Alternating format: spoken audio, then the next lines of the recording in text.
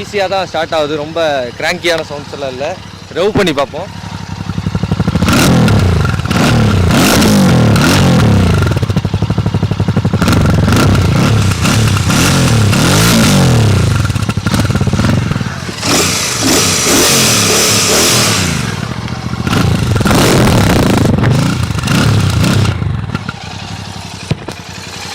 ஐடியெல்லாம் வண்டியோட சவுண்ட் எப்படி இருக்குன்னு பார்ப்போம்.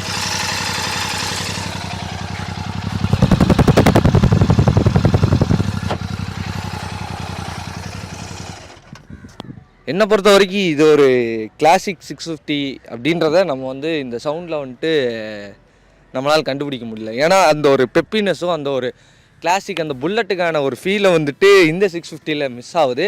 ஆனால் ஒரு 650cc பைக்கில் என்ன ஒரு ரெவ் இருக்கணுமோ, என்ன ஒரு பூஸ்ட் இருக்கணுமோ அது இந்த பைக்குக்கு இருக்குது. ஆனால் கிளாசிக்கோட அந்த ஒரு பீட் இருக்கான்னு கேட்டோம்னா அது எனக்கு பர்சனலாக மிஸ் ஆகுதுன்னே சொல்லலாம்.